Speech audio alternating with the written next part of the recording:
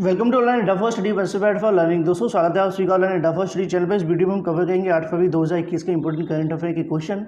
इससे पहले की जितने वीडियोज हैं उनके लिए अलग से प्लेलिस्ट बनी हुई है, जिन्होंने नहीं देखे वो एक बार अवश्य देख लें, क्योंकि 10 मिनट में अगर आप इसको कवर करते हैं तो 100% आप सभी को यहाँ से काफ़ी हेल्प होने वाला है। तो वीडियो को लाइक और शेयर करके साथ में चैनल को सब्सक्राइब कर लें और बेल आइकन को अवश्य दबा लें। चलिए दोस्तों वीडियो शुरू करते हैं। अगर आप यूपीटीटी 2021 की प्रिपरेशन करें तो अकेडमी आपके लिए लेकर आया कॉम्प्रिहेंसिव बैच कोर्स यूपीटीटी 2021 के लिए, जिसमें आपको मिलेंगे इंडिया के टॉप एजुकेटर्स। इस बैच को आप एक्सेस कर सकते हैं 6 फरवरी 15 अप्रैल 2021 तक। लिंक वीडियो की डिस्क्रिप्शन में है, आज ही एनरोल करें। आरआरजीटीटी कोड का इस्तेमाल करना बिल्कुल ना भूलें, इससे आपको मिलेगा डिस्काउंट। साथ ही और भी बहुत सारी free live classes, link video की डिस्क्रिप्शन में है, आज ही एनरोल करें। सीटेट पेपर 2 की बेस्ट प्रिपरेशन के लिए अकेडमी लेकर आया फाउंडेशन बैच कोर्स और complete batch course for CTET paper 2 के लिए 5 फरवरी से 2 जुलाई 2021 तक आप इसे एक्सेस कर सकते हैं। सभी बैच के लिए एक ही सब्सक्रिप्शन काफी है, आज ही एनरोल करें। लिंक वीडियो की डिस्क्रिप्शन में है, आरआरजीटीटी कोड के साथ। इसमें आपको मिलेंगे इंडिया के बेस्ट एजुकेटर, साथ में बेस्ट मटेरियल, जो कि आपके एग्जाम को क्रैक करने के लिए काफी हेल्पफुल होगा। तो आज ही एनरोल करें। सीटेट 2021 की बेस्ट प्रिपरेशन के लिए अकेडमी लेकर आया एम सीटेट 2021 का कंप्लीट 6 मंथ बैच, जो कि आपको मिलेगा 8 फरवरी से 3 जुलाई 2021 तक। आज ही एनरोल करें। लिंक वीडियो की डिस्क्रिप्शन में, जिसमें आपको मिलेंगे इंडिया के बेस्ट एजुकेटर्स। ज्यादा जानकारी के लिए मिस मत करिए, एनरोल करें आरआरजीटीटी कोड के साथ। इससे आपको मिलेगा डिस्काउंट, साथ ही और भी बहुत सारी फ्री क्लासेस, लिंक वीडियो की डिस्क्रिप्शन में है। सभी बैच को एक्सेस करने के लिए एक ही सब्सक्रिप्शन काफी है। अनअकैडमी प्लस में आपको मिलेंगे बहुत सारे फीचर्स, घर से बैठकर लाइव पढ़ सकते हैं, अनलिमिटेड एक्सेस कर सकते हैं सभी कोर्सेज पर, प्रैक्टिस टेस्ट अटेम्प्ट करने का मौका मिलेगा, सभी बैच को एक्सेस कर सकते हैं, मेंटरशिप एंड गाइडेंस भी मिलेगी, एग्जॉस्टिव कवरेज होगी सभी सिलेबस पर, रेगुलर डाउट क्लियरिंग सेशन भी होगा, साथ ही लाइव टेस्ट अटेम्प्ट करने का मौका मिलेगा, लाइव टेस्ट सीरीज भी होगी, स्टडी मटेरियल भी मिलेगा पीडीएफ फॉर्मेट में। ज्यादा जानकारी के लिए लिंक वीडियो की डिस्क्रिप्शन में है। साथ ही अनअकैडमी पर मेरा रेफरल कोड यूज करना बिल्कुल ना भूलें, इससे आपको free live classes, test series, साथ ही जो क्विज़ेस है वो बिल्कुल फ्री मिलेंगी। और अगर आप प्लस सब्सक्रिप्शन लेते हैं तो वहां पे आपको मिलेगा 10% का इंस्टेंट डिस्काउंट आरआरजीटीटी कोड के साथ। अनअकैडमी पर टीटी प्लस सब्सक्रिप्शन अगर आप लेना चाहते हैं 1 मंथ, 3 मंथ, 6 मंथ और 12 मंथ के लिए, सभी प्राइसेस आपके सामने लिखे हुए हैं। सभी बैच को एक्सेस करने के लिए एक ही सब्सक्रिप्शन काफी है। यूज करिए आरआरजीटीटी कोड, इससे आपको मिलेगा 10% डिस्काउंट। तो पहला क्वेश्चन दोस्तों आप सभी के सामने आता है। राइट आंसर आप सभी को बताना है। साल 2020 का Hindi word of the year चुना गया है। 4 ऑप्शन आप सभी के सामने, राइट आंसर आप सभी को बताना है। अगर आपने रेलवे के एग्जाम हाल ही में दिए होंगे, इससे पहले दिए होंगे, या फिर कोई भी एग्जाम दिया होगा, उसके अंदर 2 क्वेश्चन बहुत ज़्यादा पूछे जाते हैं। वो होते हैं Hindi word of the year और साथ में English word of the year. तो इंग्लिश के बारे में आपको कमेंट करके बताना है। मैं देखना चाहता हूँ कि किन को पता है, जिनको नहीं पता हम कल की वीडियो के अंदर आपको बता भी देंगे, ठीक है। तो ऐसे में Hindi word of the year के बारे में आप सभी को बताना है। आत्मनिर्भर, आत्मनिर्भरता, दोनों या इनमें से कोई नहीं। 4 ऑप्शन आप सभी के सामने, राइट आंसर आप सभी को पूछा जाएगा। तो ऐसे में आप सभी को याद रखना है, इसका जो राइट आंसर होगा ऑप्शन नंबर बी इसका बिल्कुल राइट आंसर होगा। आत्मनिर्भर नहीं है, आत्मनिर्भरता इसका बिल्कुल राइट आंसर हो जाता है। इमेज के माध्यम से आप सभी को यहाँ पर देखने के लिए मिल जाएगा, जो कि आप सभी यहाँ देख पाए। आत्मनिर्भरता Hindi word of the year चुना गया है। अब किसके द्वारा चुना गया आप सभी को ध्यान रखना है। दुनिया के प्रमुख डिक्शनरी पब्लिशर ऑक्सफोर्ड लैंग्वेज ने आत्मनिर्भरता को वर्ष 2020 का Hindi word of the year चुना गया है। Oxford Hindi word of the year शब्द को अभिव्यक्ति में चुना जाता है जो लोकाचार, मनोदशा अथवा बीते साल की पूर्व धारणा को सांस्कृतिक महत्व के रूप में बताता है। तो ऐसे में आप सभी को याद रखना है।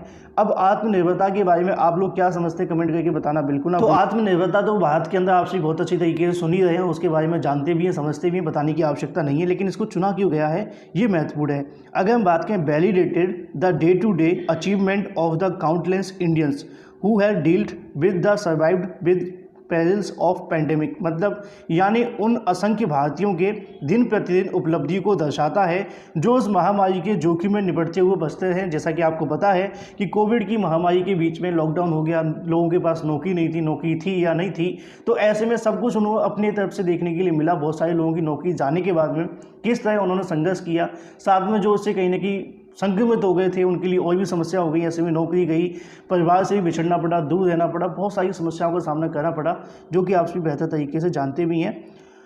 वहीं दूसरी तरफ बात करें अपने अगले क्वेश्चन के बारे में। अगला क्वेश्चन आता है, हाल ही में विश्व कैंसर दिवस मनाया गया है। 4 ऑप्शन आप सभी के सामने, राइट आंसर आपको बताना है।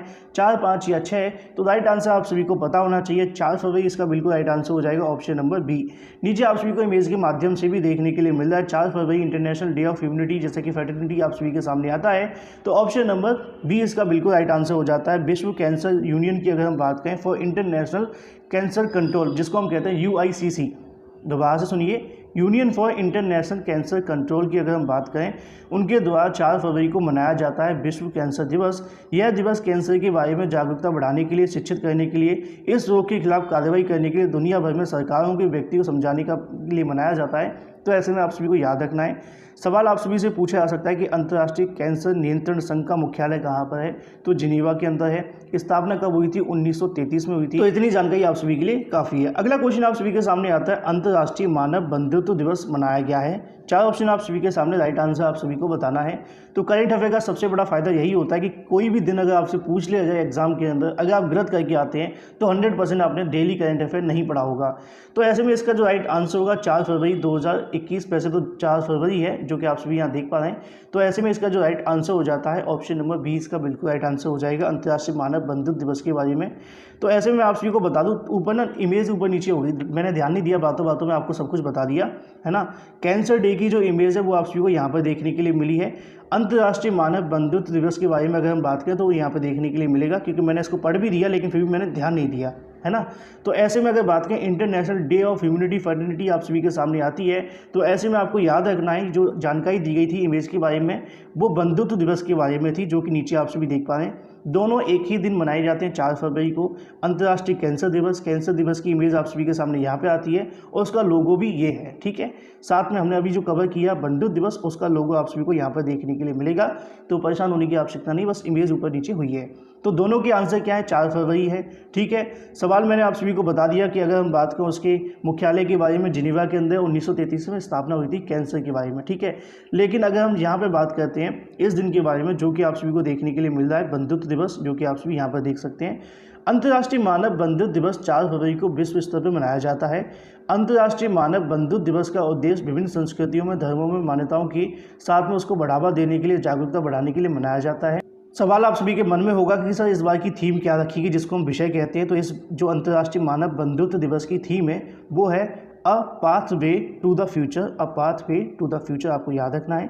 21 दिसंबर को संयुक्त राष्ट्र महासभा ने 4 फरवरी को अंतर्राष्ट्रीय मानव बंधुत्व दिवस के रूप में घोषित करके ऐसे में एक प्रस्ताव अपनाया, 2021 में शुरू होने वाले दिन को प्रतिवर्ष मनाया जाना है। तो ऐसे में आप सभी को याद रखना है, ये जानकारी आप सभी के लिए काफ़ी है। अगला क्वेश्चन दोस्तों आप सभी के सामने आता है, नीचे अगर हम बात करें अमेजोन के सीईओ के बारे में।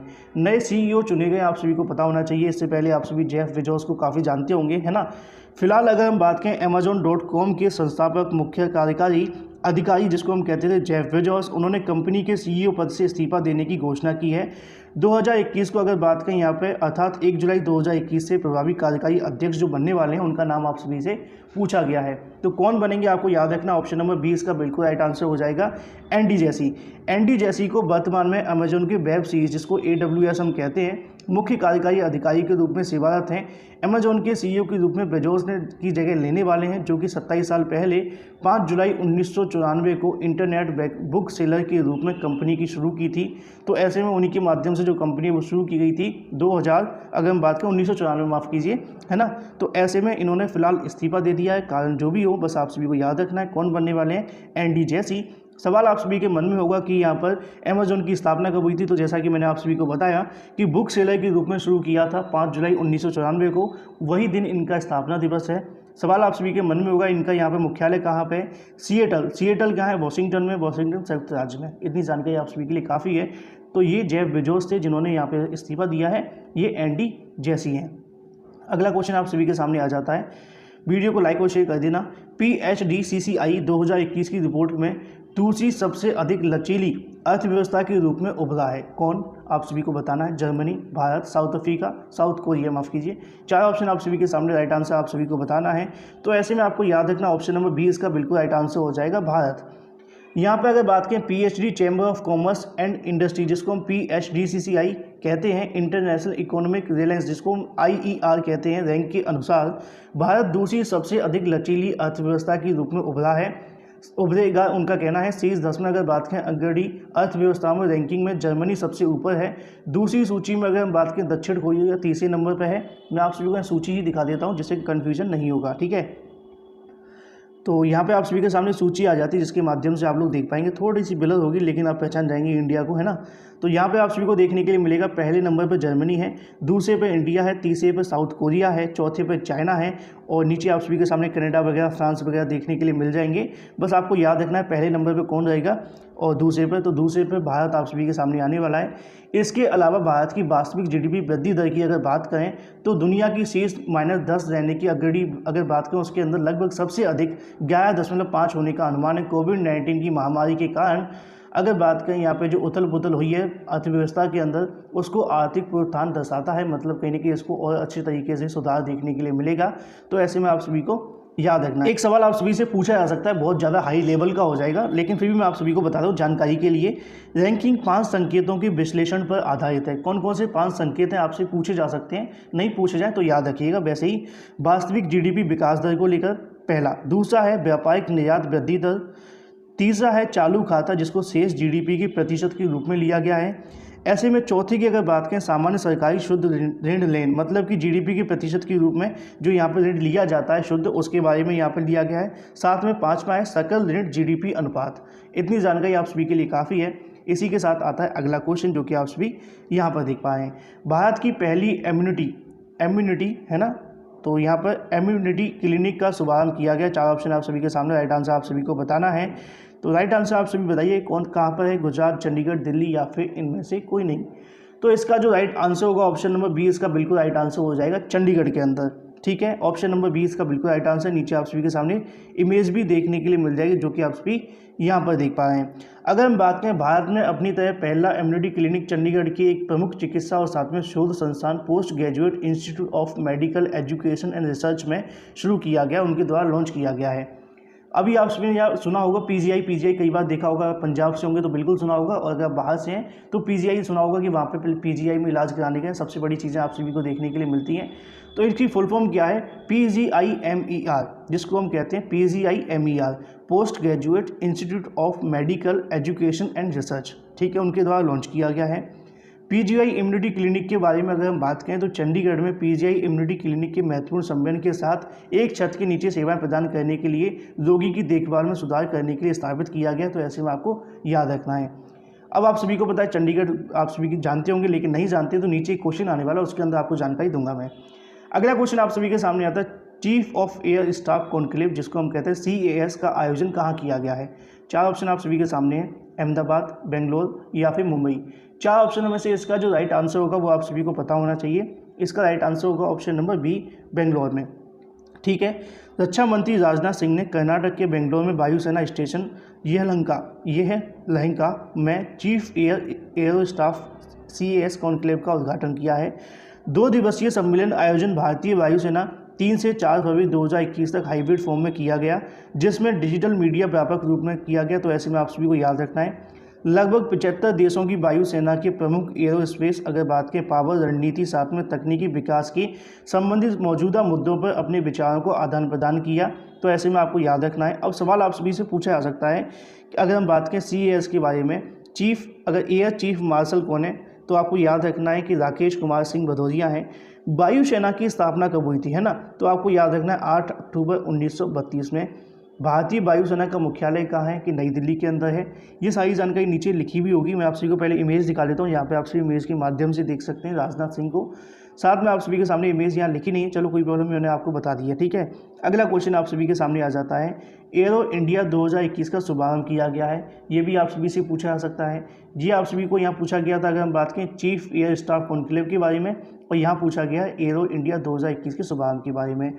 तो ये भी यहाँ बेंगलोर में ही किया गया। ऑप्शन नंबर 20 का बिल्कुल राइट आंसर हो जाएगा, एरो इंडिया के बारे में। नीचे आप सभी के सामने जो इनकी इमेज है वो भी देखने के लिए मिल जाएगी, एरो इंडिया, जो कि आप सभी यहाँ पर देख पाए हैं, the run two billion opportunities. ठीक है, बेंगलोर में एरो इंडिया 2021 का शुभारंभ किया गया है। तो ऐसे में आपको याद रखना, देश की प्रमुख एरोस्पेस रक्षा प्रदर्शनी बेंगलोर के एयरोफोर्स स्टेशन यलहंका में शुरू किया गया है। दुनिया के पहले हाइब्रिड एरो डिफेंस शो में रूप से अगर बात करें, यहाँ पर जो प्रसारित किया गया था अंतर्राष्ट्रीय कार्यक्रम 13वें संस्करण में भारतीय वायुसेना, IAF सेना, नौसेना, साथ में अगर बात करें हिंदुस्तान एयरोनॉटिक्स जिसको हम HAL कहते हैं, कल हमने क्वेश्चन भी कवर किया था। ठीक है, तो आप सभी को याद रखना है, एल से लिमिटेड होता है ना। तो विमान कोस्ट गार्ड भी देखेंगे, तो ऐसे में आप सभी को याद रखना है। नीचे आप सभी के सामने इमेज भी है। साथ ही अगला क्वेश्चन आप सभी के सामने आ जाता है, वीडियो को लाइक और शेयर कर देना। यहाँ पे आप सभी के सामने देखने के लिए मिलेगा, घर घर पानी घर घर सफाई। ठीक है, हर घर पानी हर घर सफाई भी आप इसको कह सकते हैं। वैसे इसका जो पूरा नाम है वो आप सभी देखना, हर घर पानी हर घर सफाई। ठीक है। तो ऐसे में आप सभी को बताना, 4 ऑप्शन आप सभी के सामने हैं, पंजाब, राजस्थान, उत्तर प्रदेश, किसके द्वारा ये मिशन शुरू किया गया है। तो इसका जो राइट आंसर होगा ऑप्शन नंबर ए इसका बिल्कुल राइट आंसर हो जाएगा, जो कि आप सभी देख पाए। पहले हम इसको क्लियर कर देते हैं। हाँ, तो ऑप्शन नंबर ए इसका बिल्कुल राइट आंसर हो जाता है। किसके द्वारा शुरू किया गया? पंजाब सरकार के द्वारा। तो पंजाब सरकार के मुख्यमंत्री कैप्टन अमरिंदर सिंह ने सभी ग्रामीणों के घरों में 100% जो पीने योग्य पानी को यहाँ पे लक्ष्य पूरा करने के लिए जो योजना है वो शुरू की गई है। साथ में हर घर पानी हर घर सफाई मिशन की शुरुआत की गई है। इस योजना में विश्व बैंक में जल जीवन मिशन और साथ में भारत सरकार नाबार्ड और राज्य बजट द्वारा वित्त पोषित किया जा रहा है। तो ऐसे में आप सभी को ये भी याद रखना है, इस योजना में कहाँ कहाँ पानी देखने के लिए मिलेगा? अमृतसर, तरनतारन, साथ में गुरदासपुर के जिले। साथ ही अगर बात करें लगभग 155 गांव के 1.6 लाख से अधिक निवासियों को पीने योग्य पानी की जलापूर्ति यहाँ पे करने के लिए जो प्रयास है वो किया जाएगा। मुख्यमंत्री ने मोगा जिले में 85 गाँव में कवर करते हुए 172 गाँव में 121 आर्सेनिक साथ में आयरन रिमूवल प्लांटों के लिए 144 नई जलापूर्ति योजना को शामिल करते हुए मेगा सरफेस वाटर सप्लाई योजना का उद्घाटन भी किया है। ये भी आप सभी के लिए आवश्यक है। अब पंजाब के बारे में मैंने आप सभी को कहा था कि मैं आपको बताऊंगा, तो यहाँ पे आप सभी के सामने आ जाता है। पंजाब सरकार की अगर बात करें, कैप्टन अमरिंदर सिंह कांग्रेस सरकार है, आप सभी जानते हैं। पंजाब के राज्यपाल कौन है? आप सभी को पता होना चाहिए, बीपी सिंह बदनौर। इतनी जानकारी आप सभी के लिए काफ़ी है। अगला क्वेश्चन आप सभी के सामने आता है, सरकार की गोवर्धन गतिविधियों की प्रगति निगरानी के लिए लॉन्च किया है। 4 ऑप्शन आप सभी के सामने सरकार ने। तो यहाँ पे एक चीज़ आपको बता दें, यहाँ पे थोड़ा सा बस इतने के अंदर ना, हाँ, सरकार ने डैश लगाना भूल गए, परेशान मत होना। सरकार ने डैश गोवर्धन गतिविधियों की प्रगति निगरानी के लिए लॉन्च किया है। तो ऐसे में आप सभी को याद रखना है, या गोवर्धन हटना था, उसके बाद आपको बताना था, कोई दिक्कत नहीं। क्वेश्चन के बारे में जानकारी होना बहुत आवश्यक है, कभी पूछी जा सकता है, ठीक है। सरकार ने डैश गतिविधियों की प्रगति निगरानी के लिए लॉन्च किया है। किसकी?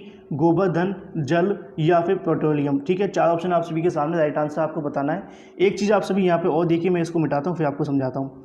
यहाँ पे जो गोवर्धन लिखा है ना, ये बिल्कुल अगर आपके ऑप्शन के अंदर पूछ लिया जाए तो बिल्कुल सही लगा करके मत आना, वैसे तो ऐसे ही लिखा जाएगा, लेकिन जो यहाँ लॉन्च किया गया वो गोवर्धन के नाम से जाना जाता है। तो ऐसे में आपको याद रखना, ऑप्शन नंबर ए इसका बिल्कुल राइट आंसर होगा। अगर हम क्वेश्चन को पढ़ें, सरकार ने डैश गतिविधियों के लिए, ठीक है, तो डैश की जगह गोवर्धन लिख गया था, तो ऐसे परेशान होने की आवश्यकता नहीं है। तो ऑप्शन नंबर ए इसका बिल्कुल राइट आंसर हो जाता है। नीचे आप सभी के सामने इमेज देखने के लिए मिल जाएगी। किसके द्वारा शुरू किया गया? आपको याद रखना है, कृषि मंत्री नरेंद्र सिंह तोमर, पेट्रोलियम मंत्री धर्मेंद्र प्रधान, पशुपालन मंत्री गिरिराज सिंह, जल शक्ति मंत्री गजेंद्र सिंह शेखावत। सारे याद हो जाएंगे आपको ऐसे, है ना। जल शक्ति अगर बात करें, राज्य मंत्री रतन लाल कटारिया ने संयुक्त रूप से देश भर में गोवर्धन गतिविधियों की प्रगति की निगरानी के लिए यहाँ पे एक वेब पोर्टल लॉन्च किया है। तो ऐसे में आप सभी को याद रखना है किस किस के द्वारा किया गया है, जो कि आप सभी यहाँ देख पा रहे हैं। गोवर्धन के बारे में आप सभी जानते हैं, है ना, तो उसी क्रम में यहाँ पर लॉन्च किया गया है, जिसके थ्रू यहाँ पर जानकारी लेने का प्रयास किया जाएगा। जैविक कचरे के रूप में इसका उपयोग किया जाएगा। साथ में खेतों में गोबर ठोस कचरे के उपयोग के लिए खाद बनाने का प्रयास किया जाएगा, और कहीं ना कहीं किसान की आय को लेकर भी जानकारी दी जाती है, जो कि आप सभी देख पा रहे हैं। तो ऐसे में इतनी जानकारी आप सभी के लिए काफ़ी है।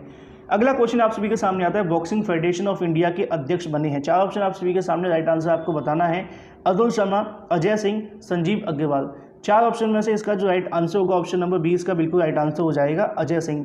अजय सिंह फिर से बने हैं बॉक्सिंग फेडरेशन ऑफ इंडिया के अध्यक्ष, क्योंकि इससे पहले भी यही थे। स्थापना कब हुई थी? अगर हम बात करें बॉक्सिंग फेडरेशन ऑफ इंडिया की, 25 फरवरी 1949 में स्पाइस जेट के अध्यक्ष अजय सिंह ने दूसरे कार्यकाल के लिए बॉक्सिंग फेडरेशन इंडिया के अध्यक्ष के रूप में फिर से चुना गया है। एक हाई प्रोफाइल प्रतियोगिता में आशीष सोलार को हराया है अपने दूसरे कार्यकाल के लिए। सिंह ने कहा कि जमीनी स्तर पर खेल विज्ञान, महिला मुक्केबाजी और खेल में युवा प्रशंसकों को शामिल करने के ध्यान केंद्रित किया जाएगा।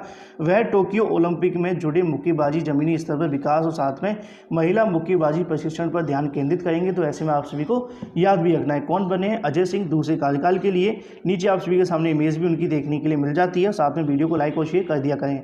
नीचे आप सभी को देखने के लिए मिलेगा स्थापना कब हुई थी, जो कि मैंने आप सभी को पहले से बता दी है। SBI कार्ड के MD और CEO बने, पिछले वीडियो में आप सभी से पूछा गया था, तो आप सभी को मैंने बता दिया था। तो वीडियो को लाइक और शेयर करके साथ में चैनल को सब्सक्राइब करना बिल्कुल ना भूलें। साथ में क्वेश्चन ऑफ द डे का आंसर कमेंट बॉक्स के अंदर देकर के अवश्य जाया करें। तो आप सभी से पूछा गया आसियान इंडिया हैकथन 2021 का शुभारंभ किया गया। 4 ऑप्शन आप सभी के सामने है, तो ऐसे में आप सभी कमेंट करके बताइए। फ्लैश वीडियो के माध्यम से इतना ही। Thank you for watching this video.